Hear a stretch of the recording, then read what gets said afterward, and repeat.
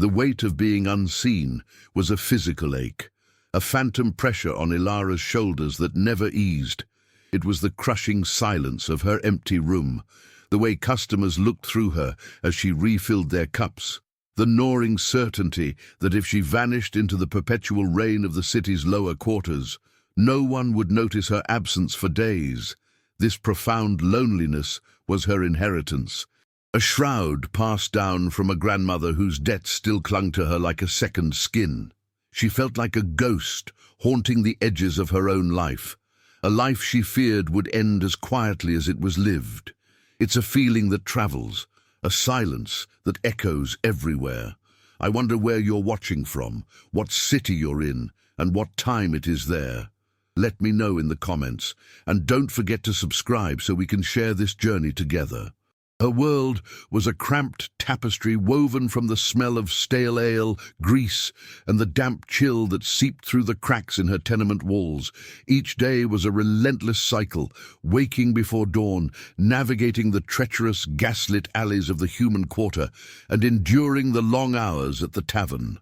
Her hands, perpetually raw and chapped, were her only tools, moving with a practiced efficiency that belied the exhaustion settling deep in her bones. The only thing truly hers was a secret language of silence, the old tongue, taught to her by her grandmother. It was a beautiful, flowing art of the hands, a relic of a forgotten time.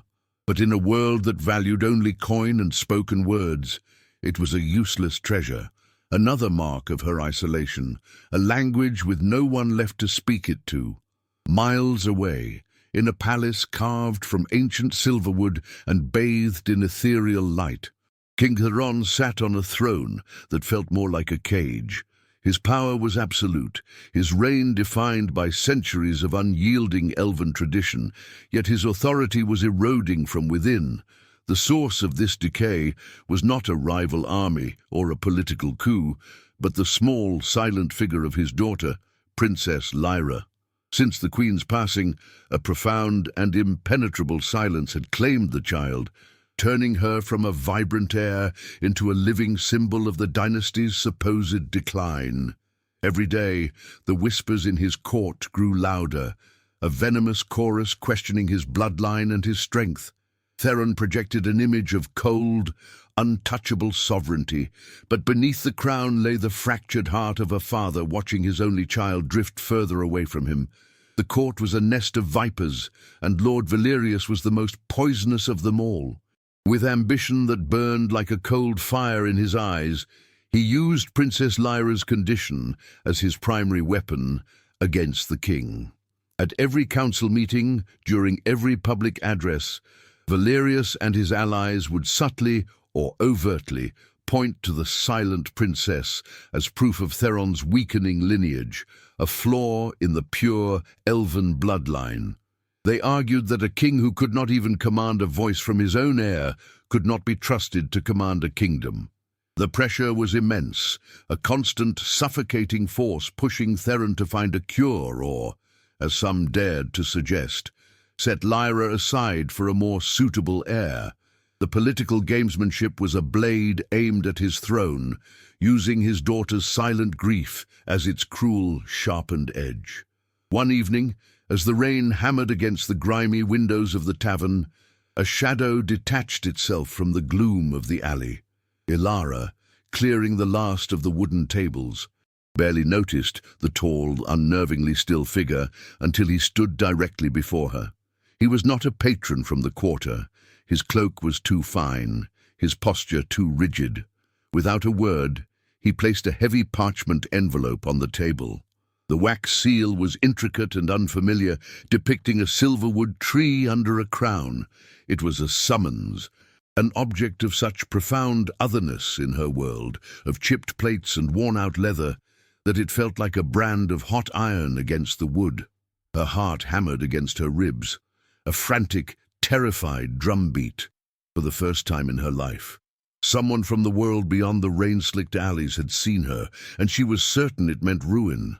The parchment felt alien in her hands, its smooth, heavy texture a stark contrast to the rough-hewn wood of the tavern tables she wiped down every day. Her grandmother, a woman who chased dreams as flimsy as smoke, had been the source of all Ilara's burdens. She had loved the old woman fiercely, but that love was tangled with the bitter resentment of a life spent paying for another's mistakes. The debts were a physical chain, a constant reminder of her grandmother's failed gambles and whispered promises of a life beyond the city's rain-soaked slums. She had also been the one to teach Ilara the old tongue, a beautiful, flowing language of the hands that felt like the only pure thing she owned. It was a legacy of both crushing weight and silent, useless beauty, a perfect metaphor for the love she'd been given, a gift that only served to deepen her isolation from the rest of the world. Her deepest wound, the one that festered beneath the surface of her quiet compliance, was the sting of utter worthlessness. She remembered it with a clarity that time had failed to dull, a market day when she was just a child, her hand clutched in her grandmother's. A wealthy merchant's wife had recoiled as they passed, pulling her own child away as if Ilara were plagued. The woman's whisper, sharp and cruel, had cut through the market chatter. "Stay away from the gutter rats, darling. Their poverty is a disease." In that moment, Ilara learned the brutal truth of her world. She was not just poor, she was untouchable, a contagion to be avoided. That single, searing moment of public contempt had branded itself onto her soul, teaching her that to be seen was to be judged, and to be judged was to be found wanting. From then on, she perfected the art of invisibility as a means of survival.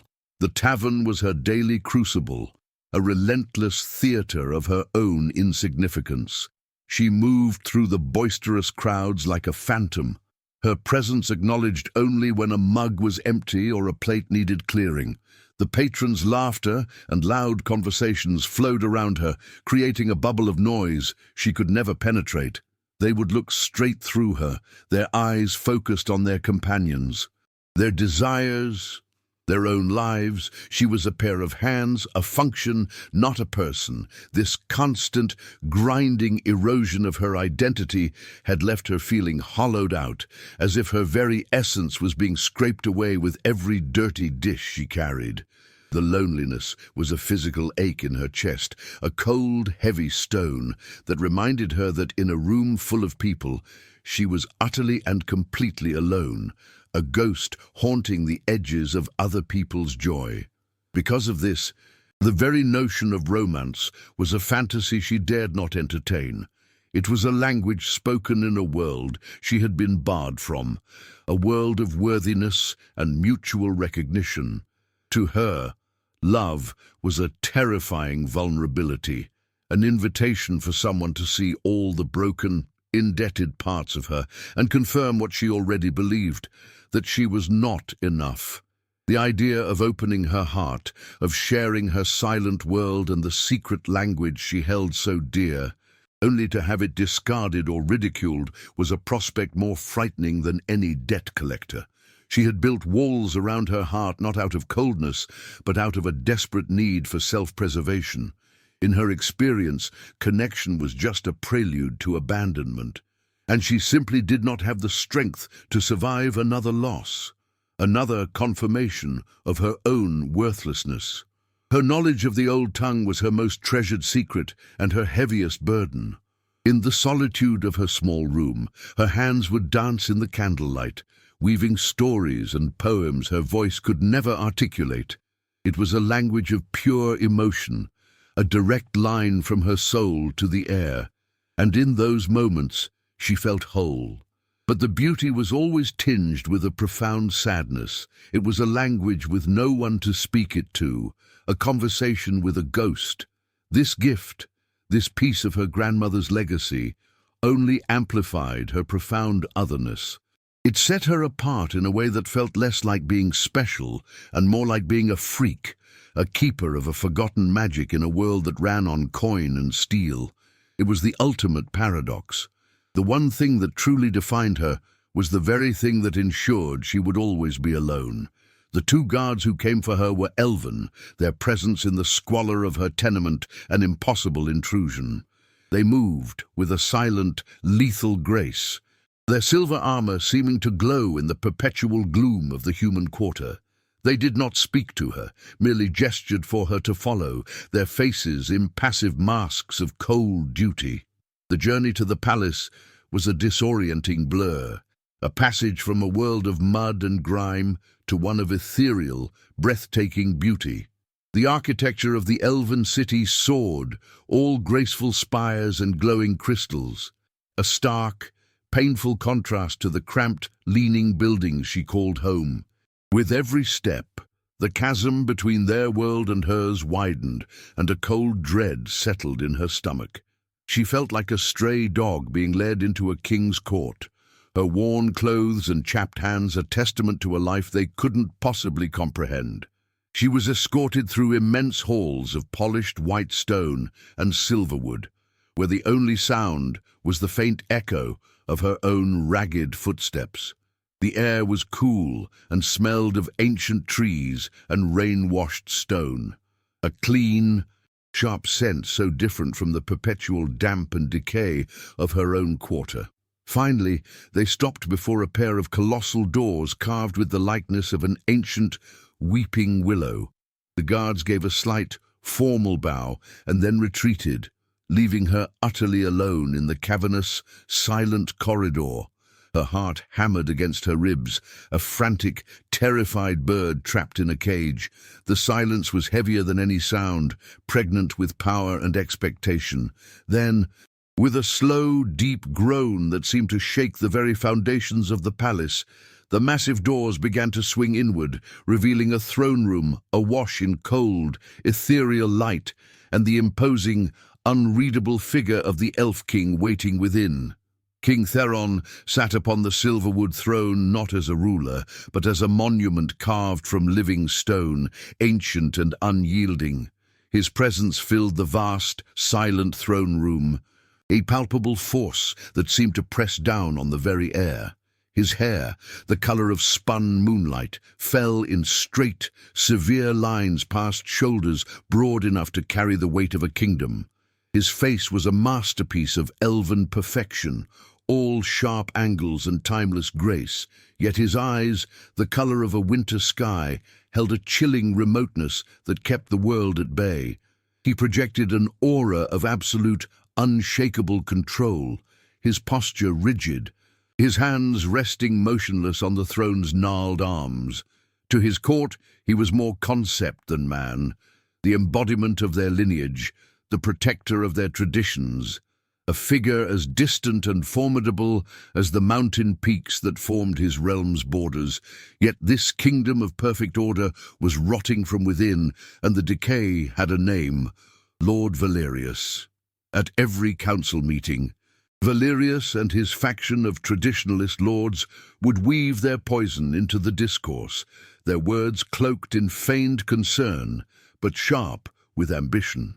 They spoke of the strength of the bloodline, the importance of a clear and vibrant succession, and with every pointed phrase, all eyes would drift to the empty space beside the throne where the princess should have sat. They used his daughter's silence as a political battering ram, a constant, public reminder of the king's perceived failure. The pressure was a tightening vice, forcing Theron to maintain a facade of impervious strength while the whispers questioning his right to rule, his very potency as a monarch, grew from a murmur to a roar that echoed in the cold, empty halls of his own palace. Beneath the crown and the armor of stoicism was a man hollowed out by grief and fear. The throne room, for all its grandeur, was a cavern of loneliness. He saw the ghost of his queen in the shifting patterns of light on the floor, heard the echo of her laughter in the oppressive silence. But his deepest wound was Lyra. His daughter, once a whirlwind of light and joy, was now a porcelain doll, beautiful and vacant, lost in a quiet world he could not enter. This powerlessness was a torment unlike any he had ever known. He could command armies, shape the course of rivers, and bend the will of nations, but he could not coax a single word from his own child. This hidden vulnerability was a raw, festering secret, a father's heart breaking silently within the unbreachable fortress of a king. He had exhausted every option. The most renowned healers in the 9 realms had examined the princess, their arcane arts and ancient remedies proving utterly useless against her affliction. Scholars had pored over dusty scrolls in the royal library, searching for precedents or forgotten cures, only to return with bowed heads and empty hands. Even the mages, who could whisper commands to the elements, found their power faltering before the simple, impenetrable silence of a little girl. Each failure was another stone laid upon the wall separating him from Lyra, another victory for Valerius and his circling vultures. The silence was no longer just a symptom of grief. It felt like a curse, a magical seal upon his dynasty's future, and he was beginning to fear it was a lock for which no key existed in his entire, powerful kingdom. The report came from a spy he had placed at the diplomatic banquet, a necessary precaution in a court so rife with intrigue. The words, delivered in a hushed and urgent tone, were like a lightning strike in the suffocating stillness of his despair. A human waitress, a commoner from the city's grimy lower quarter, had done the impossible. She had spoken to the princess, not with her voice, but with her hands, using the flowing, forgotten gestures of the old tongue.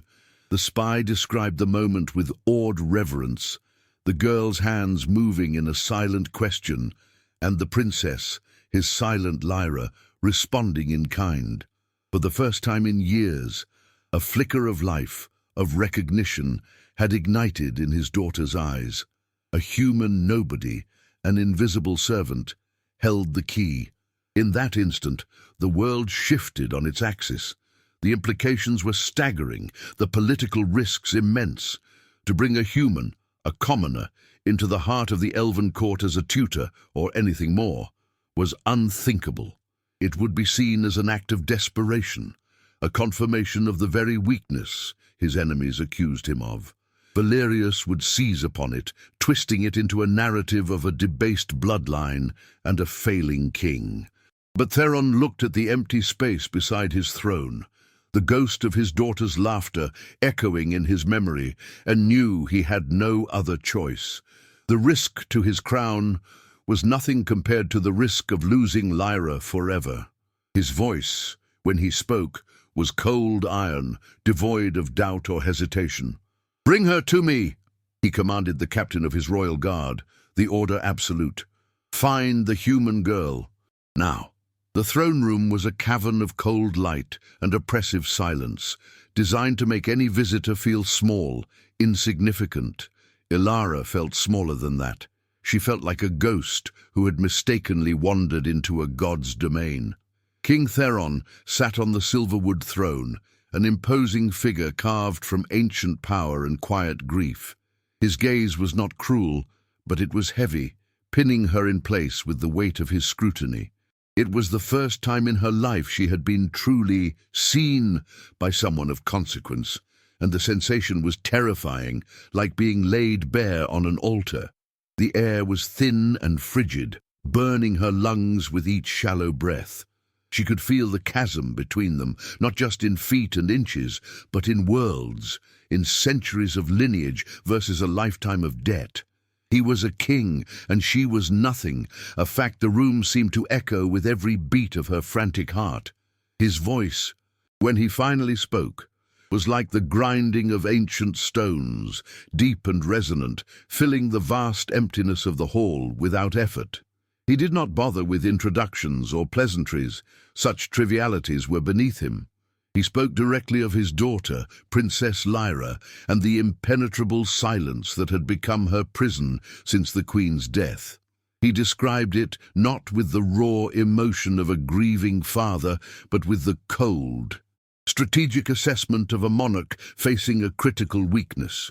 He detailed the political machinations of his court, the way Lord Valerius and his allies used the princess's condition as a chisel to chip away at the foundations of his throne, casting her silence as a stain upon their pure elven bloodline. Ilara listened, her own small world of poverty and loneliness shrinking into insignificance against the epic scale of his dynastic struggle. He then shifted his piercing gaze to her hands, and the focus of his attention was so intense it felt like a physical touch. He knew. He spoke of the diplomatic banquet, of a spy's report detailing a brief, silent conversation between a human waitress and the silent princess. He said the name of her secret language, the old tongue, and hearing it spoken aloud by a king in this hallowed hall sent a shockwave through her. For her entire life, it had been a private, useless treasure, a source of both comfort and profound isolation. Now it was being discussed as a matter of state security. This sudden, overwhelming validation of the one part of her that was truly her own was disorienting. Her most guarded secret was not only known, but was now the central pivot point in a game of power she couldn't begin to comprehend. Theron leaned forward slightly, the movement subtle yet commanding the entire room's attention. He explained the political impossibility of her situation with chilling clarity. To bring a human commoner, a gutter rat, as his court would undoubtedly see her, into the palace as a royal tutor would be an act of political suicide. It would be perceived as the ultimate sign of weakness, a desperate move that would hand his enemies, particularly the ambitious Lord Valerius, the very weapon they needed to challenge his reign. It would confirm their whispers of a failing dynasty grasping at straws. Therefore, he stated, a simple arrangement was out of the question.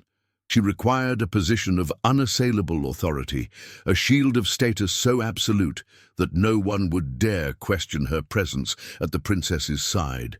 His winter sky eyes locked onto hers, cold and resolute, and she knew her life was about to be irrevocably fractured. "You will marry me," he declared, the words echoing in the profound silence. "You will become my queen." The proposal was so audacious, so utterly insane that for a moment Ilara thought she had misheard, that her mind had finally cracked under the strain.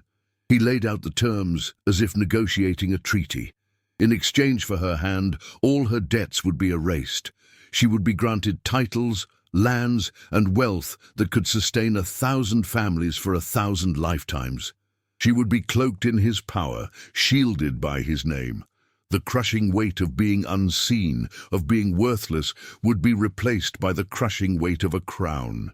It was a gilded cage of unimaginable proportions, an offer to trade her ghost-like existence for a life of performative grandeur, and the sheer, terrifying scale of it left her breathless and dizzy. Her role, he continued, would be precise and non-negotiable. In public, she would be his devoted wife, a symbol of a new alliance, a queen to be respected if not revered. But in private, her true purpose would be singular. Princess Lyra, she would be the key to unlocking his daughter's silence. Using the old tongue, she would become the princess's companion, her confidant, her bridge back to the world, the future of his reign, the security of his dynasty, and the fate of his only child would rest entirely upon her ability to succeed where the greatest mages and healers had failed. He made it implicitly clear that this was not a request. It was a royal decree wrapped in the language of opportunity, a command that offered her everything she never knew she wanted at the cost of everything she was. A maelstrom of thoughts tore through Ilara's mind. To refuse was to be cast back into the familiar darkness, to the tavern, the debts, the soul-crushing invisibility that had defined her entire existence. It was the safe choice, the path back to a slow, quiet death of the spirit. To accept was to leap into a bonfire. She would be surrounded by ancient, powerful elves who would despise her for her human blood, her low birth, her very presence. She would live a lie, every moment a performance under the lethal scrutiny of a hostile court. She looked at the king, and for a fleeting instant, the mask of sovereignty slipped, revealing the raw desperation of a father willing to burn his kingdom to the ground to save his child. And she thought of the princess, of the spark of life in her eyes when they had spoken, a silent call from one lonely soul to another. Clenching her chapped hands into fists at her sides, Ilara found a sliver of strength she didn't know she possessed. She would not be a pawn, a tool to be picked up and used. If she was to step into this fire, she would do so on her own terms. Her voice, when it came, was a fragile whisper that nonetheless cut through the throne room's oppressive silence. "I accept," she said, meeting his unwavering gaze. The king's expression remained impassive, but she saw a flicker of something, surprise perhaps, deep in his eyes. "I will be your queen, and I will speak to your daughter." She took a steadying breath. Her next words, a gamble that would define their entire arrangement. "But I have one condition. You will not command me from across a hall. You will learn our language. You will learn to speak with us." The ceremony was not a celebration. It was an execution of a contract, conducted with the swift, dispassionate finality of a headsman's axe. It took place in the king's private solar, a chamber of cold grey stone and ancient, unadorned silverwood, where the only witnesses were the stoic members of his royal council. The air was heavy with the scent of old parchment and the unspoken hostility of the elven lords, whose gazes felt like physical blows against Ilara's back. She stood beside Theron, who seemed less a groom and more a sentinel carved from ice, his presence a formidable, unmoving wall. The officiant's voice was a monotone drone, reciting ancient vows in a language that felt sharp and alien on her human tongue. She repeated the words, her own voice a fragile thread in the oppressive silence, feeling the weight of 1,000 years of tradition settling upon her like a shroud, binding her to this man and this life she could not comprehend. The moment of binding was sealed not with a promise, but with a brand. Theron took her hand, his touch brief and startlingly cool, his long, elegant fingers a stark contrast to her own, which were still rough from a lifetime of labor. He slid the ring onto her finger. It was a heavy, unadorned band of polished silverwood, its surface smooth and cold against her skin. It felt less like a symbol of union and more like a manacle, a permanent, unyielding circle of ownership. She stared at it. A foreign object on a familiar landscape, the pale ancient wood, a painful reminder of the chasm between her world and his. This was the point of no return. The ring seemed to hum with a latent power, a physical anchor chaining her to this new reality. And in that moment, she was no longer just Ilara. She was a queen, a wife, a lie made manifest in gleaming, polished wood. "You are bound," the officiant intoned, his words echoing in the chamber's stark silence. Tradition and the prying eyes of the council demanded a kiss. Theron turned to her, his face an unreadable mask of regal duty, his winter sky eyes holding hers with an intensity that stole her breath. He leaned in, and Ilara braced herself for a cold, perfunctory press of lips, another sterile transaction in a day full of them. But the moment his mouth touched hers, a jolt of pure, unexpected heat shot through her. A flash of lightning in the frozen landscape of the ceremony. It was not a kiss of love or passion, but it was alive, a raw, unspoken acknowledgement of the volatile energy now crackling between them. It was brief, a mere whisper of contact. Yet it was enough to make her heart skip a beat and send a visible shockwave through Lord Valerius, whose eyes narrowed with fresh venom. As they turned to face the council, now officially presented as king and queen, the animosity in the room was a tangible force. Lord Valerius's gaze was the most potent, a blade of pure, unadulterated contempt. His handsome, aristocratic features were twisted into a sneer of disgust as his eyes raked over her, dismissing her as if she were a piece of filth that had sullied his sacred hall. He performed a bow so shallow it was a deliberate insult, his lips a thin, bloodless line of controlled fury. In his eyes, she saw her future laid bare, a battlefield. He did not see a queen, nor even a political pawn. He saw a human stain, a low-born usurper who had fouled the purity of his world, and his silent glare was a solemn vow to see her utterly destroyed. She understood then that his hatred would be the defining conflict of her new life. Theron placed her hand on his arm, a public gesture of possession for the benefit of his mutinous council. The solid muscle beneath the fine silk of his tunic was unyielding, a reminder of the formidable power she was now bound to. Walking beside him through the cavernous, echoing corridors of the palace was a disorienting journey into a new identity. The guards they passed, clad in gleaming silver armor, bowed their heads in perfect, silent unison. The very stones of the palace seemed to be watching her, judging her. This was the crushing weight of her new station, a mantle of power and isolation draped over her shoulders. The invisible tavern girl was gone, erased.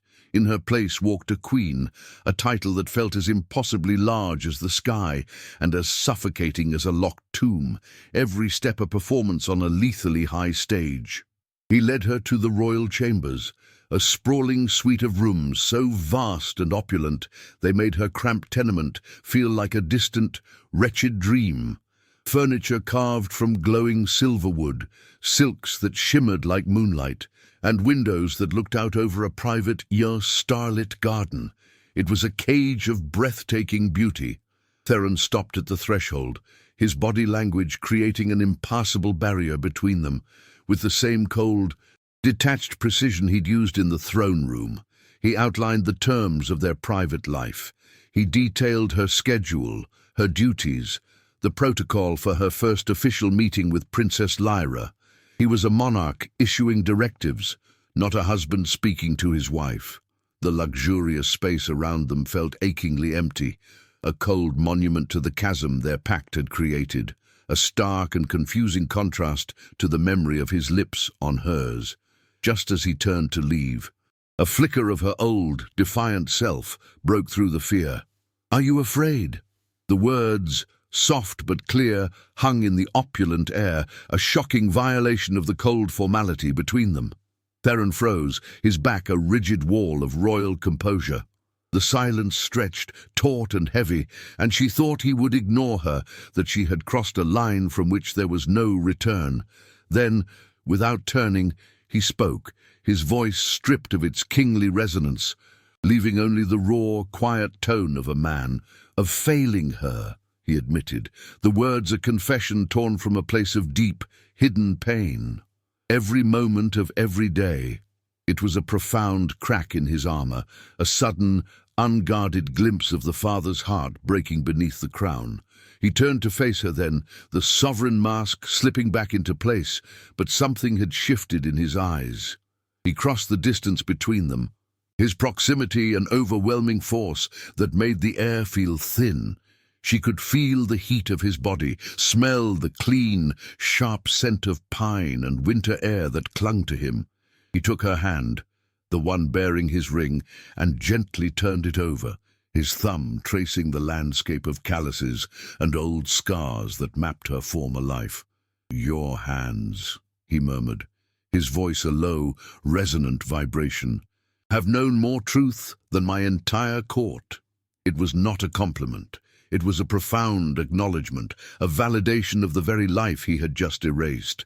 The gesture was possessive, yet unexpectedly tender, a silent admission that he saw her, not just the tool he had acquired. Later, she was taken to the princess's private garden, a serene enclosure where moonlight silvered the leaves of weeping willows. Lyra stood by a silent fountain, a small, lonely figure in the twilight.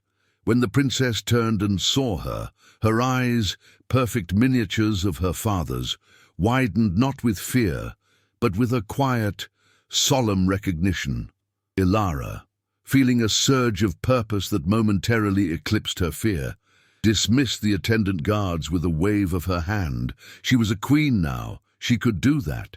Kneeling on the cool stone so they were at eye level, she offered no words. Instead, she raised her hands, the silverwood ring, a pale glimmer in the gloom, and began to speak the only way she knew how. Her fingers wove a story of a lost bird who learned to sing from the stars, a silent ballet of hope and loneliness. Lyra watched, utterly transfixed, her small face softening as a tiny, hesitant smile touched her lips. That night, alone in the cavernous silence of her royal bedchamber, Ilara confronted her own reflection in a tall, silver-gilt mirror. The woman who stared back was a stranger, draped in fabrics she was afraid to touch and adorned with jewels that felt like ice against her skin.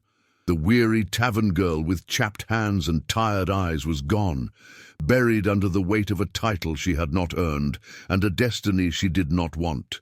Fear was a cold, living thing coiling in her gut, but beneath it, a new feeling was taking root, a hard, defiant resolve. She thought of the king's fractured confession, the hopeful light in his daughter's eyes, and the promise of war in Lord Valerius's hateful glare. Her life of quiet invisibility was over. A battle had begun, and as she touched the cold, unyielding ring on her finger, she realized it was both her shackle and her only sword. The days settled into a strange, quiet rhythm, a delicate dance of public performance and private revelation. Ilara spent her mornings in the sun-drenched gardens with Lyra, their silent conversations growing more complex and joyful with each passing day. The princess, once a fragile porcelain doll, was now animated, her hands weaving stories of mythical beasts and mischievous sprites, her silent laughter a radiant thing that made the flowers seem to turn toward her. Ilara found a surprising solace in these moments, a sense of purpose that had nothing to do with the crown on her head or the king in the shadows. For the first time, her language was not a source of isolation, but a bridge, a shared sanctuary for two lonely souls. She was not just a queen or a tutor, she was a friend, and that felt more real than any title. Theron often watched them from the high balconies of his solar, a remote, solitary figure observing the quiet miracle unfolding below. He saw the life returning to his daughter's eyes, the easy grace with which Ilara moved, not as a queen, but as a kindred spirit. A strange, unfamiliar warmth would spread through his chest, an ache that was part relief and part something else, something he refused to name. He had procured a key to unlock his daughter's prison, but he was beginning to see the key itself was far more intricate and compelling than he had anticipated. He saw not a commoner playing a role, but a woman of profound strength and quiet dignity, and the sight stirred a protective instinct in him that went far beyond the cold logic of their political pact, a feeling that was both comforting and deeply unsettling. Their evenings were reserved for his lessons.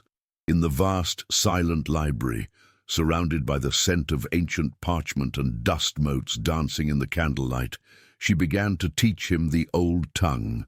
It was an exercise in excruciating intimacy. His large warrior's hands, accustomed to the weight of a sword, looked clumsy and oversized as he tried to mimic the fluid, delicate gestures. She would have to guide him, her smaller, scarred fingers gently correcting the position of his, the brief contact sending a jolt of awareness through them both. The air would grow thick with unspoken tension, the silence broken only by the soft rustle of clothing and the sound of their breathing.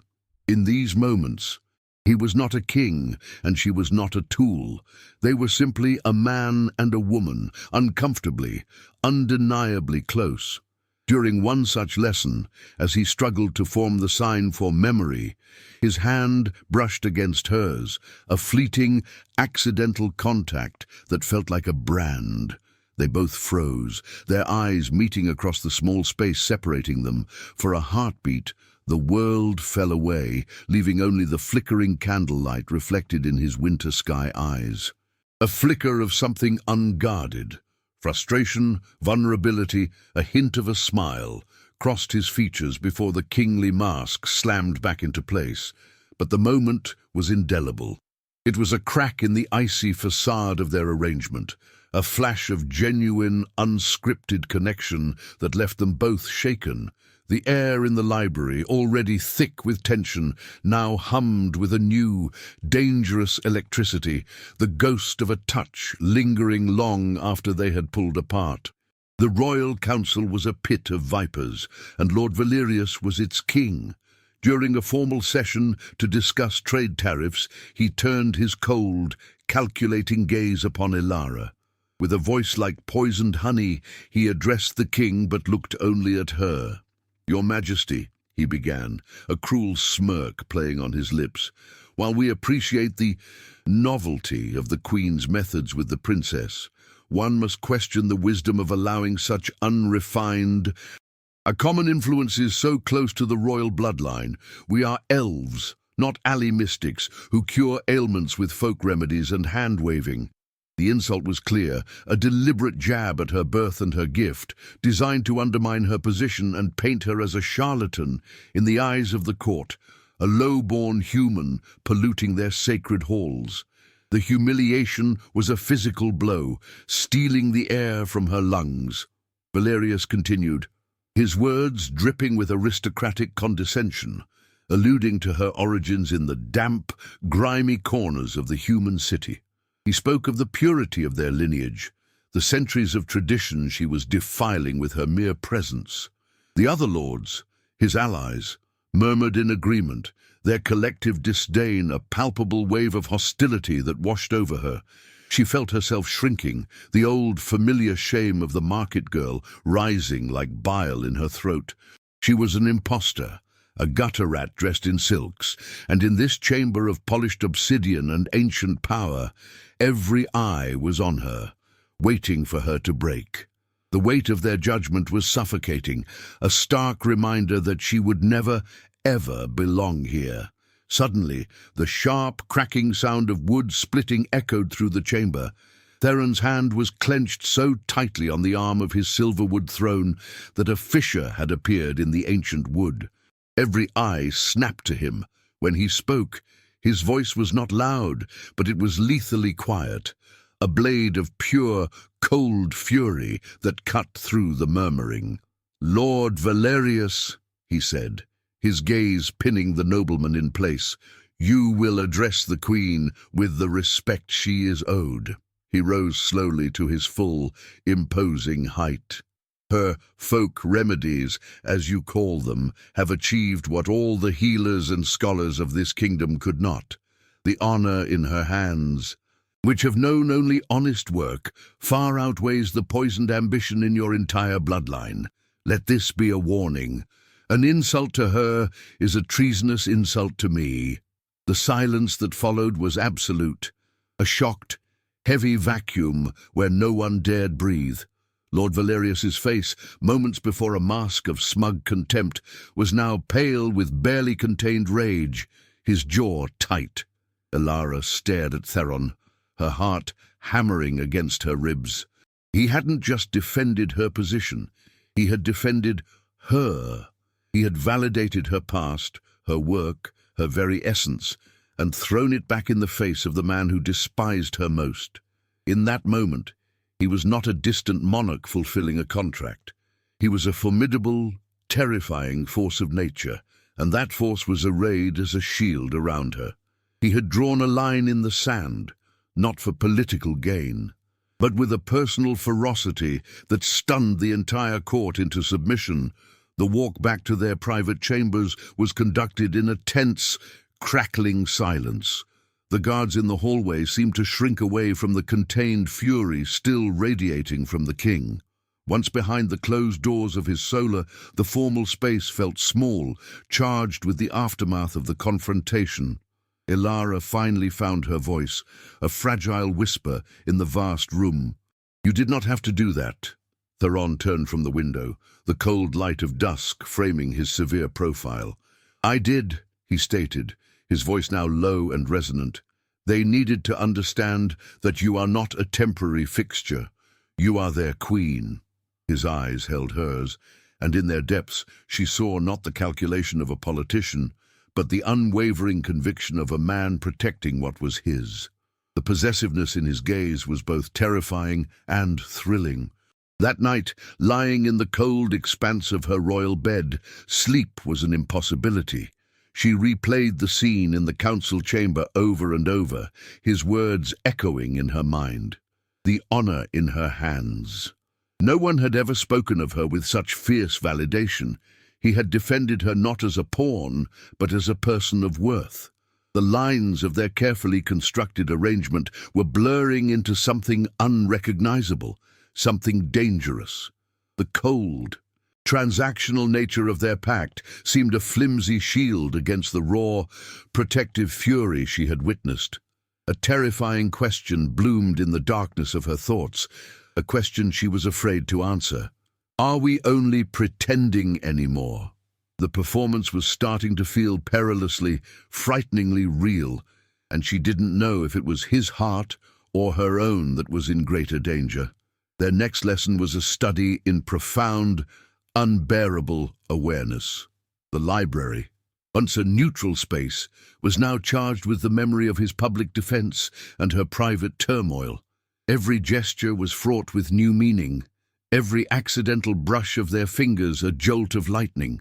They were hyper-aware of each other's presence, the subtle scent of pine and winter that clung to him, the faint sound of her breathing in the quiet. The easy teacher-student dynamic was shattered, replaced by a fragile, uncertain tension between a man and a woman who had seen a glimpse of something real beneath the facade. The space between their hands as they practiced the signs felt both like a vast, uncrossable chasm and a powerful, irresistible magnet, pulling them closer while reminding them of the roles they were supposed to play. Their fragile, evolving world was shattered by the arrival of a royal herald, his breathing ragged as he knelt before the throne where they sat in state. He carried a heavy parchment scroll, sealed not with the crest of a single lord, but with the ancient, interlocking sigils of the 9 elven realms. Theron broke the seal, his face impassive as he read, but Ilara saw the muscles in his jaw tighten. "It is a summons," he said, his voice a low growl, "from the Elder Council." He looked at her, his eyes dark with a new, formidable pressure. "They question the stability of my kingdom, citing an unorthodox union and the lack of a true heir to secure the bloodline. They demand we present ourselves at the conclave of ages to prove the legitimacy of our line." The news of the summons from the Elder Council fell upon their fragile, burgeoning intimacy like a winter frost, killing everything that had begun to grow. Theron immediately retreated, the walls of the king rising to obscure the man she had started to see. He became a remote, formidable figure of strategy and statecraft, his mind consumed with the political machinations of the coming conclave. The quiet, tension-filled lessons in the library ceased without explanation. The vast corridors of the palace, which had started to feel less like a prison, once again became a cavern of echoing silence and loneliness. Ilara felt the suffocating cloak of invisibility descending upon her again, a feeling made infinitely more painful now that she knew the warmth of being truly seen by him. The distance was a physical ache, a chasm that widened with every clipped, formal address and every averted gaze, leaving her isolated in the heart of a kingdom she was supposed to rule. Finally, unable to bear the crushing silence any longer, she cornered him late one night in his solar, the room lit only by a dying fire. The confrontation was inevitable, a storm that had been gathering for days.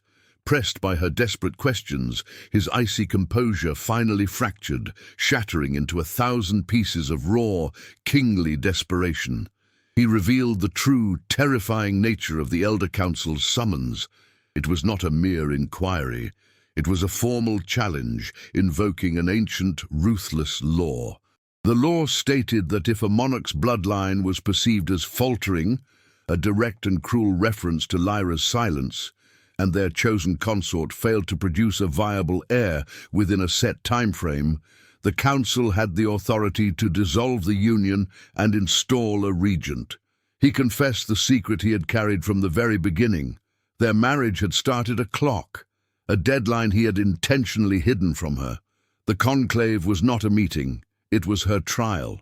The confession landed with the force of a physical blow, stealing the air from her lungs and leaving her reeling. Her entire world, this new, terrifying and sometimes beautiful life, was a lie built on a foundation of his desperation and a hidden deadline. She was not just a queen or a tutor, she was a temporary solution, a broodmare whose worth was measured by her ability to secure his dynasty before time ran out. Every tender moment, every shared glance, every fierce defense of her honor was now cast in a sickening new light. Was it real, or was it simply the maneuvering of a king protecting his most valuable asset? The moral dilemma was an impossible weight. Could she continue this performance for Lyra's sake, for the sake of a kingdom she was beginning to care for, when the very premise of her existence here was a profound and personal betrayal? The lie was no longer a shield, it was a cage, and its bars were closing in. Seeing the utter devastation in her eyes, the carefully constructed armor of the king crumbled, revealing the desperate man beneath. He took a hesitant step toward her, his voice stripped of its royal command, leaving only a raw, ragged vulnerability. He admitted his cowardice, confessed that he had been terrified to tell her the full truth, certain that the sheer weight of the expectation would drive her away. "What began as a strategy?" he rasped, his gaze burning with an intensity that was both an apology and a plea. "A means to save my daughter and my throne. It has become something else." He reached for her, his hand trembling slightly before he let it fall, unable to bridge the chasm his secret had carved between them. "I brought you here to be a key for Lyra," he confessed, his voice cracking, "but I never anticipated the lock was on my own heart." It was everything but the word.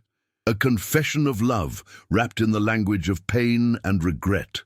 Ilara flinched back, as if his words were flames, the raw wound of his betrayal, too fresh to bear any touch, however gentle. "Your heart," she whispered, her voice laced with a sorrow so deep it felt like it could drown them both. "Or your throne. How am I ever supposed to know the difference now?" The trust between them was shattered, and she could no longer distinguish the man from the monarch, the genuine feeling from the political necessity. She told him that her language, the flowing, silent truth of her hands, was about honesty, and their entire life was a performance. She was suffocating in this gilded cage, playing the part of a loving queen for a hostile audience while her own heart was breaking. The pain was too great, the lie too heavy.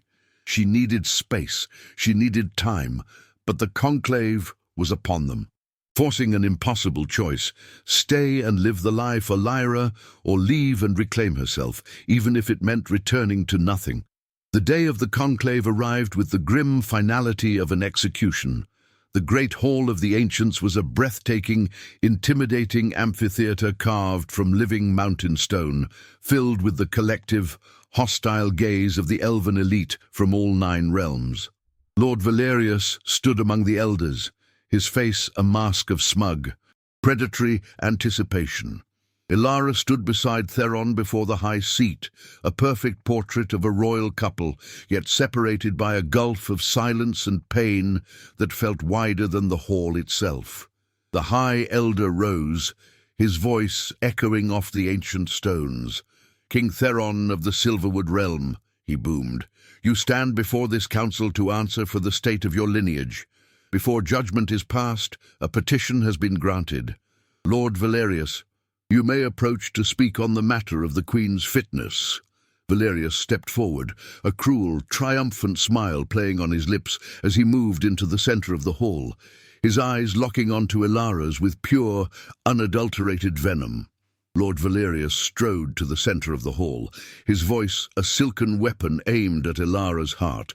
He painted a masterful, poisonous portrait for the assembled elders, a low-born human charlatan, a cunning opportunist who had exploited a king's grief and a child's affliction. He spoke of her common parlor tricks and the unseemly silence of her communication, suggesting it was a dark, manipulative art used to bewitch the royal family. With every word, he sought to strip away her title, her dignity, her very humanity, reducing her once more to the gutter rat from the market. "She is a blight upon this court," he concluded, his gaze a final, triumphant blade of contempt, a human stain on a pure elven lineage that must be cleansed. "She has produced no heir, only chaos. She has failed this kingdom, and she has failed the king." The assembled lords murmured in agreement, their collective judgment a crushing, suffocating weight. Instead of flinching or weeping, Ilara stood taller. The fear that had been her lifelong companion was burned away by a cold, defiant fire. She ignored Valerius, her eyes finding Theron's for a single, fleeting moment, a silent promise. Then she turned to face the entire hostile assembly. She did not speak. Instead, she raised her hands. In the vast, silent amphitheater, her fingers began to move, weaving a story in the old tongue. It was a language of pure, unadulterated emotion that no one there could translate, but everyone could feel. She told the story of a king trapped in a cage of ice, of a little girl lost in a silent forest, and of a ghost who learned that her hands could build bridges instead of just scrubbing plates. It was a ballet of sorrow, hope, and burgeoning love, a truth so raw and beautiful that the hall fell into a stunned, captivated silence. As Valerius opened his mouth to scoff at the meaningless pantomime, a gasp rippled through the hall. Princess Lyra, small and resolute, walked into the center of the amphitheater. She ignored the elders, her father, and the stunned court, walking directly to Ilara's side. She took Ilara's hand, a small anchor in a stormy sea, before turning to face the council. Her own hands began to move, a perfect, fluid echo of Ilara's language, a clear and undeniable conversation. Then she revealed the secret she had guarded for so long. Her hands spoke of her mother, of a hidden human bloodline, and of a magical seal placed upon her own voice to protect the lie of their purity. Her silence was not trauma, it was a shield, a legacy of love and fear. And in that moment, Lord Valerius's entire platform of blood purity crumbled into dust. The revelation shattered the composure of the council. In the ensuing chaos, Theron moved. He did not reclaim his throne, but walked to stand with Ilara and Lyra, his hand finding the small of Ilara's back. A gesture of unwavering possession and support. He faced the High Elder, his voice ringing with a power that was no longer just kingly, but deeply personal. "You speak of bloodlines and laws," he declared, his gaze sweeping across the stunned faces. "I speak of honor, truth, and courage, qualities my queen possesses in measures you cannot comprehend." He then turned, his entire world narrowing to Ilara's face. "This began as a contract to save my throne. I see now it was a pact to save my soul. I love you, Ilara, not as a political necessity, but as the very heart of my kingdom. I choose you. I choose us." He cupped her face, his thumbs gently stroking her cheeks, his winter sky eyes blazing with a love so fierce it was a tangible force. The entire world, the council, the kingdom, all of it fell away, leaving only the two of them in the center of the universe. He had learned. His large, warrior's hands, once so clumsy, rose and formed the signs with a slow, deliberate reverence that was a vow in itself. "My queen, my heart, forever." And then he kissed her. It was not a kiss of duty or performance. It was a kiss of searing truth, a claiming, a promise of 1,000 sunrises and a lifetime of shared silence. It was the sealing of their souls in front of the world, a defiant act that rewrote the laws of his kingdom and the story of their lives. In the profound silence, The High Elder simply nodded, the challenge broken, the judgment rendered obsolete. Years later, the gardens of the Silverwood Palace were a haven of peace, no longer a place of lonely vigils, but of quiet joy.